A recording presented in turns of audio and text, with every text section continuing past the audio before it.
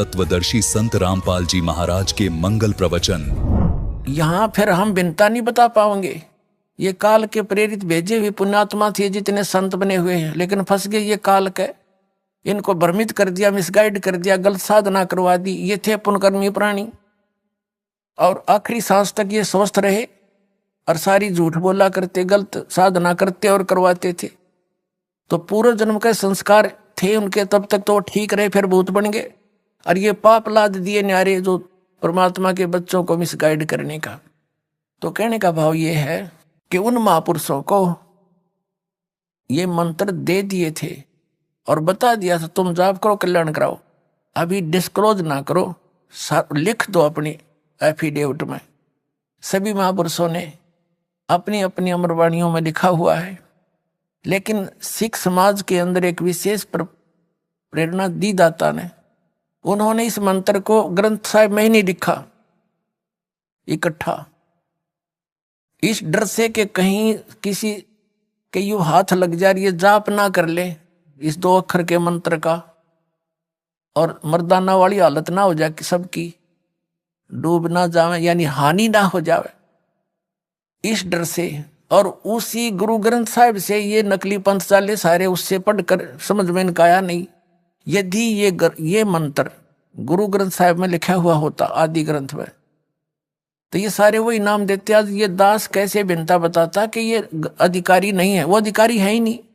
नाम देने का अधिकारी तो दास बना के भेजा परमात्मा ने वर्तमान में, दूसरा इस पृथ्वी पर अधिकारी नहीं इस नाम के देने का।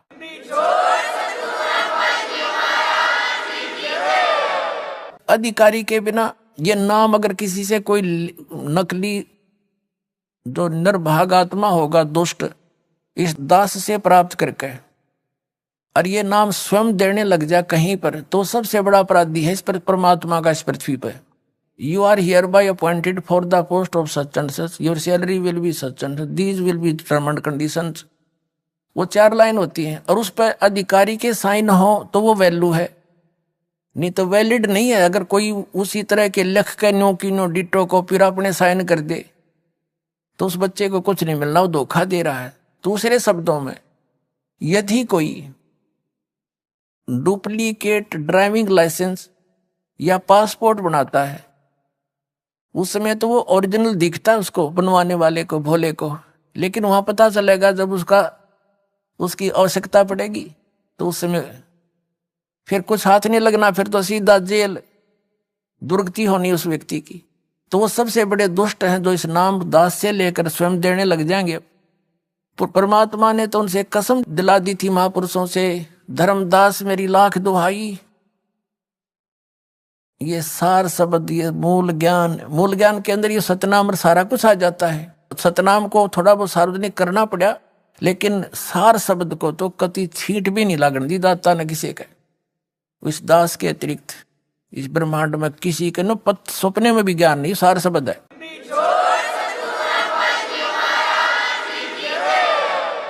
तो कहने का भाव ये है कि ये अभी कहते हैं गुरु बिन काहू न पाया ज्ञान, जो थोथा भूस छड़े मूड किसाना, गुरु बिन वेद पढ़े जो प्राणी, समझन सार रहे अज्ञानी। तो इन महापुरुषों को छोड़कर जिनको परमात्मा सीधे मिले थे वो तो सतगुरु थे, और सतगुरु नहीं थे पृथ्वी पर इस दास के अतिरिक्त वर्तमान में नहीं है। अब दया करी है दाता ने, तो उन महापुरुषों ने अपने सब्र की घूंट पी, परमात्मा के आदेश का पालन किया। ऋग्वेद मंडल नंबर 9 सूक्त नंबर 86 मंत्र 26 और 27 में, ऋग्वेद मंडल नंबर 9 सूक्त 82 के मंत्र 1, 2, 3 में, ऋग्वेद मंडल नंबर 9 सूक्त 20 मंत्र 1 में, ऋग्वेद मंडल नंबर 9 सूक्त 94 के मंत्र 1 में, ऋग्वेद मंडल नंबर 9 सूक्त 95 के मंत्र 2 में, ऋग्वेद मंडल नंबर 9 सूक्त 96 के मंत्र 16 से 20 में और अनेक स्थानों पे यह स्पष्ट प्रमाण है कि वो परमात्मा सतलोक में रहता है। और सतलोक के भी तीसरे पृष्ठ पे, तीसरे भाग में, वह 3 डिवीजन है, 3 विभाग है सतलोक के, 3 हिस्सों में है। तो सबसे ऊपर के स्थान पर रहता है, वहां से चलकर आता है।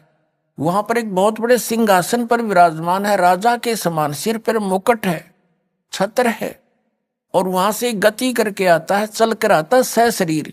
और यहाँ पर अच्छी आत्माओं को, जो दृढ़ भक्त होते हैं, उनको मिलता है और ये यथार्थ ज्ञान बताता है। और वो इस पृथ्वी के ऊपर कवियों जैसा आचरण करता है।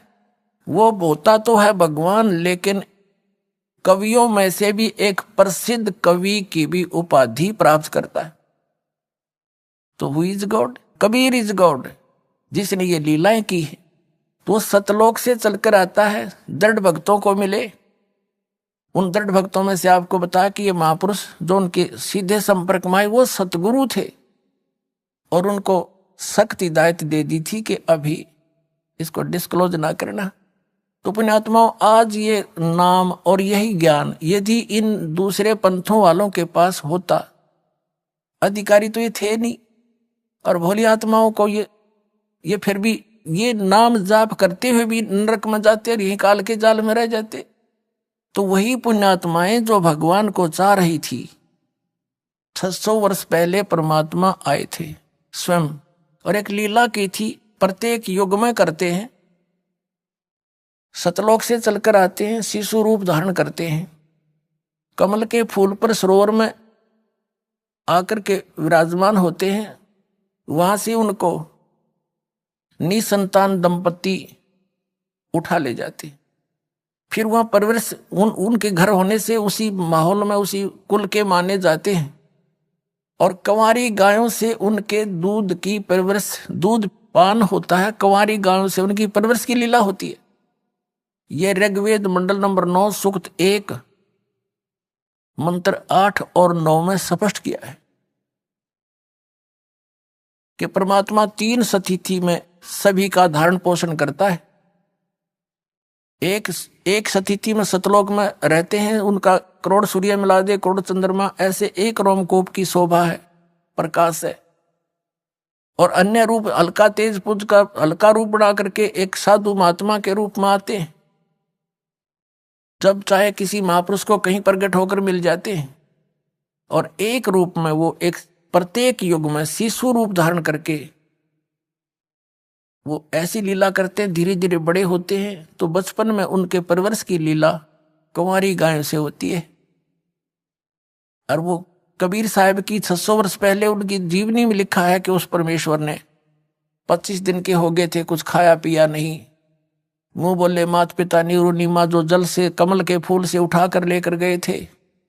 वो चिंतित हुई, फिर परमात्मा ने दया बख्शी, उनको प्रेरणा दी, क्योंकि वो पहले शिवजी भगवान के उपासक थे।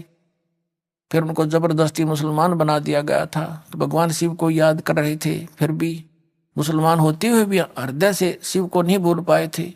तो कबीर परमेश्वर की प्रेरणा से शिव जी आए शिवलोक से साधु रूप बना के। फिर परमात्मा कबीर जी ने नवजात शिशु के रूप में उनकी गोदी में, शिव जी की गोदी में आकर के उन्हें गोदी में लिया। तब कहा कि इनको कहो कंवारी गाय लावे, उस पर आप आशीर्वाद देना, तब मैं दूध पीऊंगा। ऐसा ही किया गया। तब कबीर साहब की लीला कंवारी गायों के दूध से हुई थी। यही ऋग्वेद मंडल नंबर 9 सूक्त नंबर 1 मंत्र 9 में स्पष्ट किया है कि वो परमात्मा जब शिशु रूप धारण करके आता है, उसके परवरिश की लीला कंवारी गायों से होती है। थोड़ी सी झलक देता हूं। अपने आत्माओं, हमने अध्यात्म ज्ञान समझना है। आप विद्यार्थी हैं, दास टीचर है, एक रोजगार रोजी रोटी के लिए हम अपने बच्चों को 16, 17, 20 वर्ष तक फ्री कर देते हैं कि तुम पढ़ो, शिक्षा ग्रहण करो।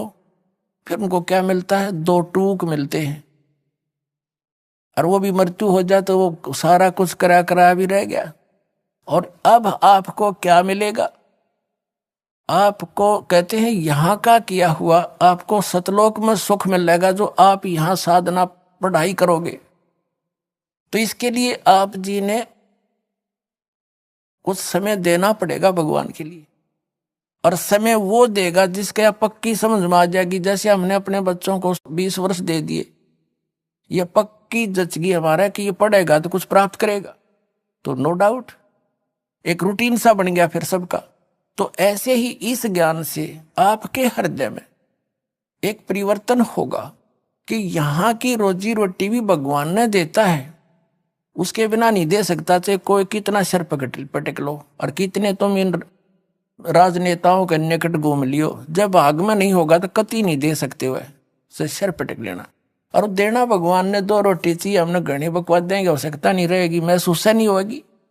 अब ये ड्रेस आपको मिली है ना, यह ड्रेस मनुष्य वाली, ये विद्यार्थी की ड्रेस है इस पृथ्वी पर। और विद्यार्थी अपने उद्देश्य को भूलकर फिल्म देखता है, गाने सुनता है, ताश खेलता है, सुल्फा पीता है, घुट्टी लाता है, तो उसके कैसे लक्षण है? क्या वो उपलब्धि करेगा उस अपने पढ़ाई की? नहीं, वो फिर सदा दुखी होगा। इसी प्रकार ये मनुष्य शरीर आपको प्राप्त हुआ था, यहाँ से सत भक्ति करके और सतलोक में मिलेगी यहाँ करी हुई कमाई आपको, वहां सुख होगा। और यहाँ भी सुविधा पूरी देगा, क्योंकि आप विद्यार्थी हो, उस परम पिता के बच्चे हो, आपको विद्यार्थी बनाकर भेजा है तो सुविधा भी वो देगा। 2 रोटी चाहिए, बकवाद नहीं। गुटी लाना, फंड करना, 6 प्लाट ले ले, 4 कोठी बना ले, और कल मर जाए फिर कुत्ता बने अंडे, सिर पर धर ले कोठी नर उसने। तो ये बात आपका समझ में आवेगी धीरे धीरे, क्योंकि अभी तक तो हमने बकवादें सुनी और वो ही देखी है। तो इस प्रकार परमात्मा ने ये शरीर इसलिए दिया आपको कि आप विद्यार्थी हैं। और सब इसको पुनः सोचो इस बात पर। और यहाँ का जैसे जो बच्चा जो ट्रेनिंग करता है, जिस भी साइड की, कोई मेडिकल कर रहा है, कोई इंजीनियरिंग कर रहा है, कोई वैसे पढ़ रहा है, कोई शास्त्री की कर रहा है, तो वहां की हुई पढ़ाई उसको फील्ड में सुख मिलेगा और वो वहीं सुख प्राप्त कर रहा है, तो यूजलेस हो गया उसका सारा काम। तो आप जी जो यहाँ सुख ढूंढ रहे हो, MLA MP मिनिस्टर मंत्री बन के, या यहाँ कोई कार कोठी बनाने में ही जुटे रहते हो, आप उद्देश्य भूल चुके हो अपना। अब फिर याद करो। और यहाँ का किया सतलोक में मिलेगा आपको, वहां ठाठ करियो, कुछ भी काम को ना, सारे सुख कितना बैठे बतलाइयो, और कहीं कुछ खाइयो पियो, सारी मौज, विमान आपके सामने होगा, जहां बैठ कर जाइयो, सारी सैर सपट्टे करियो, वहां सारा सुख वहां पर है एज इट इज।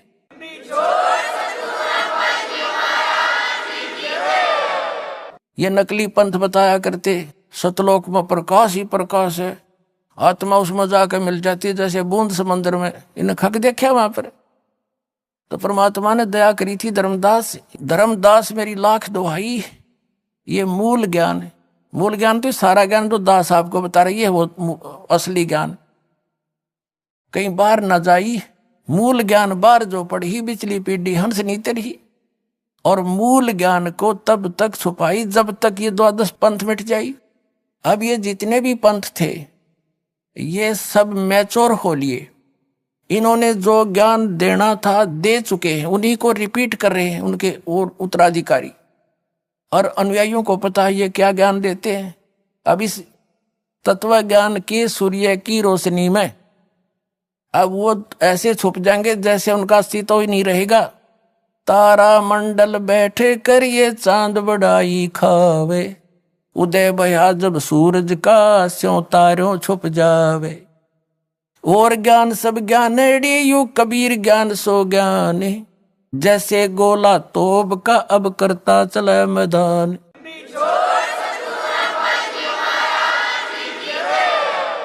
तो इन सब फेल हो जाएंगे जितने भी संत पंथ है ये नकली, और एक ही ज्ञान रह जाएगा परमात्मा का, क्यों हम सभी उसी के बच्चे हैं और उसी के लिए हम भटक रहे हैं। गुरुओं के पास उसी के लिए गए, हमने धर्म भी भगवान पाने के लिए ही अलग बनाए। अब वो हमें सहज में मिलने जा रहा है तो हम फिर एक हो जाएंगे, अवश्य होंगे, देख लेना, ज्यादा समय नहीं लगेगा। अब क्या है जो प्रसंग उस पर आते हैं कि उस परमात्मा की पहचान होना अनिवार्य है कि वो परमात्मा कौन है, कैसा है। और जहां हम जाने के लिए मोक्ष प्राप्त करके वहां जाना चाहते हैं वो स्थान कैसा है। कोई न को वहां तो प्रकाश ही प्रकाश, आत्मा उसमें अमर आनंद लेती है। खाक आनंद लेगी जब उसमें बूंद समंदर में मिल गई, या बड़ा बूंद की तरह घूम डोट डोट डोट से क्या आनंद होया। वो प्रमाण कहाँ है? दास जो बता रहा है उन महापुरुषों ने देखा जिनको वापस छोड़ा गया था, उनके द्वारा बताए गए उस आंखों देखे विवरण से परिचित करा रहा है कि वहां उन महापुरुषों ने ये बताया है। और ये लिखा हुआ सदग्रंथों में कबीर पंथी पहचान सके नहीं, सब निराकार बतावे। चेतन ही चेतन है, भगवान वहां निराकार है। हैं। तो इन्होंने क्या देखा, ये झूठे हैं, अनुभवहीन हैं, इनकी वहां तक पहुंच नहीं हुई, ये सब झूठ बोल रहे हैं। तो आप जी ने स्वयं सोचना है और जानना पड़ेगा और फिर यहाँ आकर कल्याण कराओ। अब जो प्रसंग चल रहा है कि भगवान कौन है, जिसने वेदों में जो लिखा है विशेष, वैसे तो ये विश्व के ग्रंथ है, पवित्र चारों वेद, पवित्र श्रीमद् भगवद गीता, ये पवित्र 18 पुराण, ये उस समय लिपिबद्ध किए गए थे जिसमें कोई मजहब धर्म नहीं था। ये विश्व ग्रंथ है, लेकिन इनमें इनकम्प्लीट नॉलेज है, कंप्लीट नहीं है। कंप्लीट ज्ञान तो परमात्मा ही आकर देता है, अपने मुख कमल से बोलता है, यही तो वेद बताते हैं। और यही पवित्र गीता अध्याय नंबर 4 के श्लोक नंबर 32 में कहा कि वो सच्चिदानंद घन ब्रह्म की वाणी में, यानी वो परमात्मा स्वयं आकर अपने मुख कमल से बोलता है, उसमें विस्तार से लिखता है, बोलता है, और वो लिखे जाते हैं। वो तत्व ज्ञान है, वो केवल तत्वदर्शी ही बता सकते हैं, और उनके पास नहीं हो सकता। तो तत्वदर्शी ये दास है पुण्यात्माओं आज पूरे विश्व में, ये सत्कर मान लियो।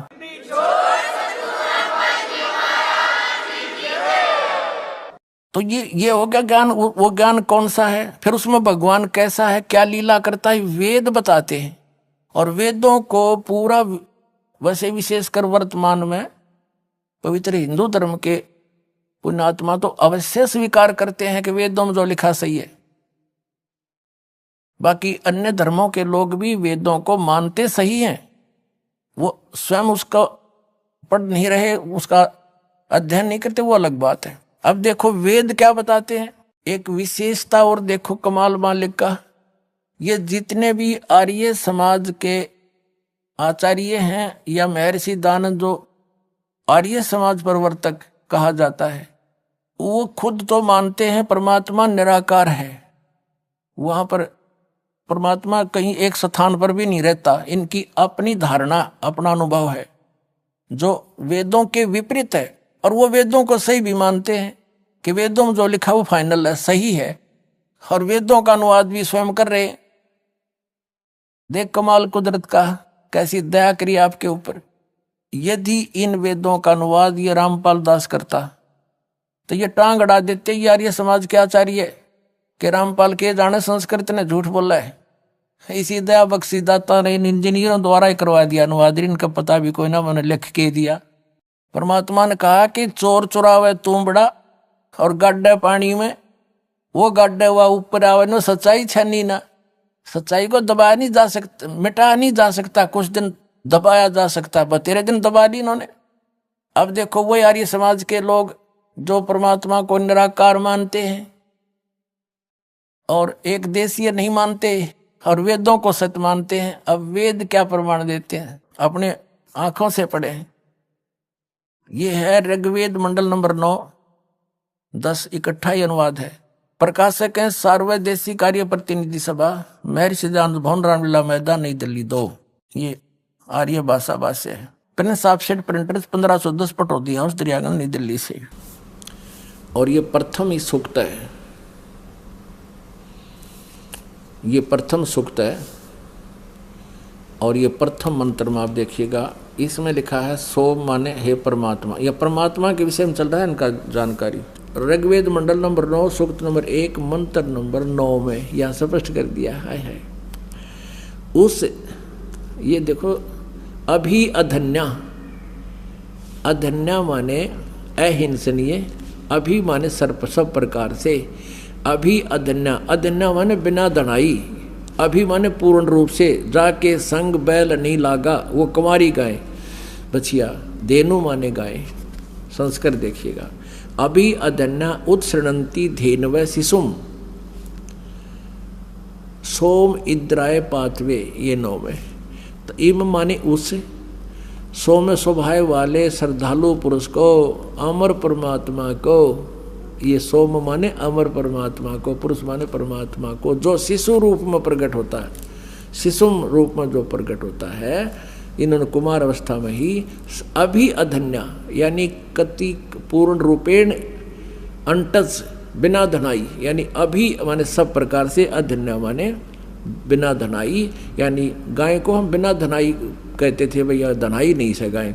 तो अभी धन्या माने कुंवारी गायें गोए तृप्त करती है। यहाँ पर जो गायें नए दूध ना हुई हो, गर्भ ना धारण किया हो, उसको कहते हैं यह बिना धनाई है। अधन्या बिना धनाई एक लोकल लैंग्वेज, अपनी लैंग्वेज में हमारे, और वही क्योंकि हमारे सबकी भाषा के अंदर किसी ना किसी भाषा का कोई शब्द अवश्य मेल खाता है। तो अधन्या, अधन्या माने बिना धनाई, यानी जो सांड ने टच ना करी हो। अब यह धन्या का अर्थ होता है बिल्कुल अछूत, छुई भी ना हो। इसका अर्थ है कि वो परमात्मा जब शिशु रूप धारण करके प्रकट होता है और लीला करता है, धीरे धीरे बड़ा होता है, बचपन से ही बड़े बड़े विद्वानों के छक्के छुड़ा देता है। वो उस तत्व ज्ञान को सुनाने के लिए ही आता है। उस गीता अध्याय नंबर 4 के श्लोक नंबर 32 में जिसके विषय में कहा है कि उस सचिदानंद घन ब्रह्मण मुखे, सचिदानंद घन ब्रह्म के मुख से उच्चारित वाणी में वो कंप्लीट स्पिरिचुअल नॉलेज होता है। उसको तत्वदर्शी संतों के पास जाकर समझ। तो ये तो प्रमाण आपने मिला कि परमात्मा जब शिशु रूप धारण करके आता है तो उसकी परवरिश की लीला कुंवारी गायों से होती है। या वही कौन से भगवान के जिनको हम भगवान मानना करते, तो उनमें किसी एक का दिखा दो उदाहरण, राम का, श्री कृष्ण का, या श्री विष्णु का, श्री और किसी भी देवता का, या कोई जिनको 9 अवतार मानते हैं या 50-25 अवतार मानते थे, या कोई पीर पैगंबर का दिखा दो, या लीला जो दास आपको वेदों में प्रमाणित करा। अब उनकी जीवनी में 600 वर्ष पहले जो दाता ने लीला की थी, जो करता ही ऐसी है, प्रत्येक युग में वो दिखाते हैं। ये है कबीर सागर।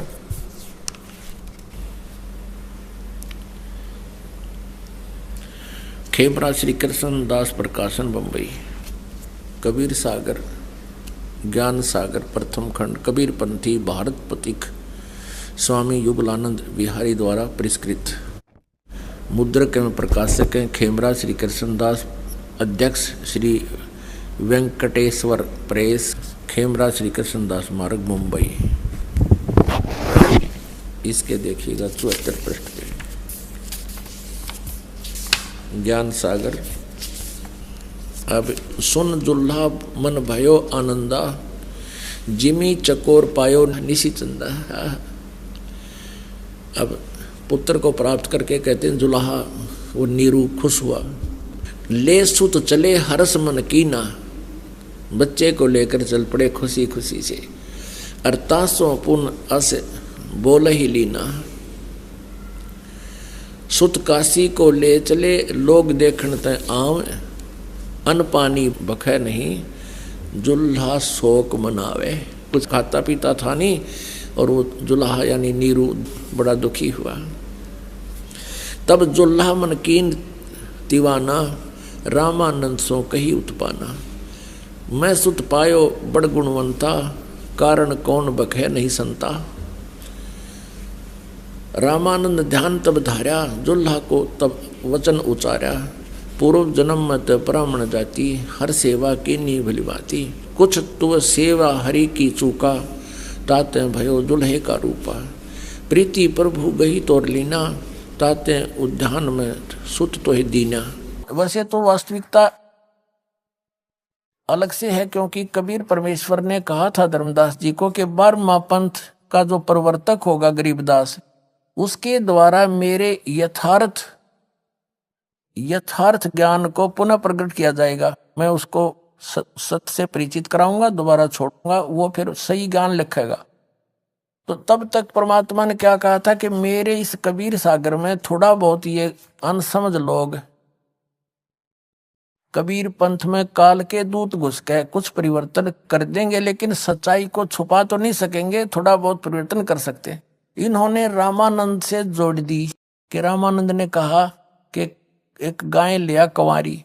वास्तविकता गरीबदास जी ने अपने ग्रंथ में लिखी है कि शिव उतरे शिवपुरी से अवगत बदन विनोद, और उन्होंने आकर शिव मंडल से साधु रूप बनाकर शिव जी आए, क्योंकि वो नीरू और निमा शिव के पुजारी थे। उसी जन्म में ब्राह्मण ब्राह्मणी थे, वो जबरदस्ती मुसलमान बना दिए गए थे।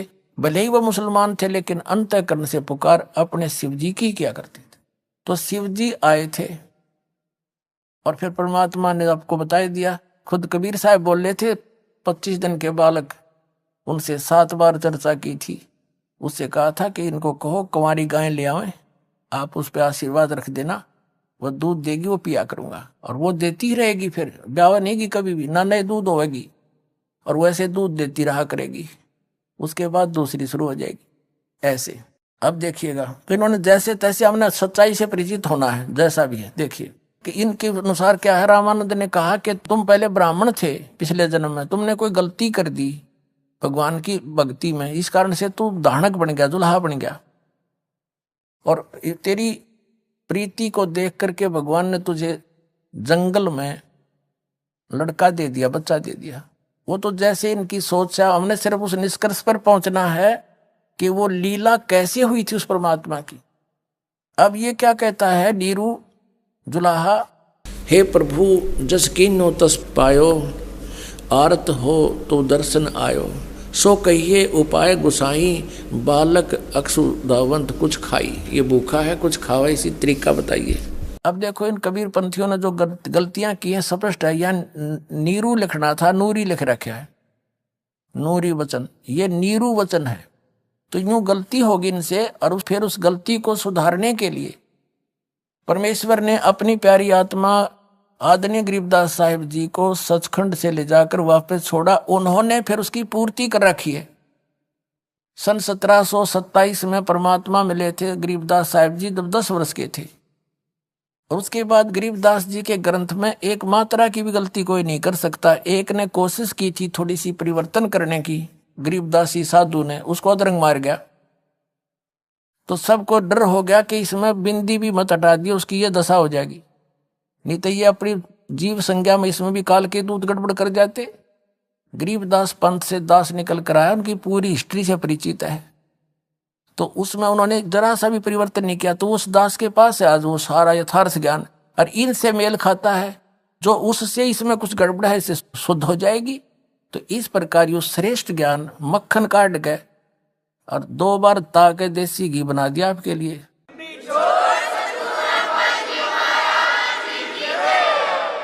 हे प्रभु जस कीन्हो तस पायो, आरत हो तो दर्शन आयो, सो कहिए उपाय गुसाई, बालक अक्षुदावंत कुछ खाई। ये भूखा है, कुछ खावा, इसी तरीका बताइए। रामानंद अस युक्ति उचारा, तुम सुत कोई ज्ञानी अवतारा। उसने बताया कि तुम्हारा बेटा कोई आम व्यक्ति नहीं है, ये कोई विद्वान पुरुष का अवतार है। बचिया जाही बैल नहीं लागा, सोले ठाड करो ते ही आगा। कि एक बछिया ले आओ जिसका बैल ना लग गया हो, अर्थात जो कभी भी नए दूध ना हुई हो, दढ़ाई ना हो, यानी बैल ने टच ना करी, अर्थात कंवारी। दूध चले ते ही थनते दूध धरो छिपाई, अक्षुदावंत जब होवे ता कह देव खवाई। जुल्हा एक बछिया ले आवा, चलो दूत को मरम न पावा। चलो दूत जुल्हा हरसाना, राख छिपाई कहो नहीं जाना। बालकों के साथ खेल रहा है और वो दूध वो कबीर परमात्मा पी रहे हैं। आज का जो सत्संग का उद्देश्य था पुण्यात्मा, अभी तक तक भूमिका बनी है जो दास बताना चाहा था कि आप सतलोक से आए हुए हो, आपसे गलती बन गई, उस गलती को सुधारने के लिए एक चांस दे दिया दाता ने आपको, मनुष्य शरीर या बिचली पीढ़ी।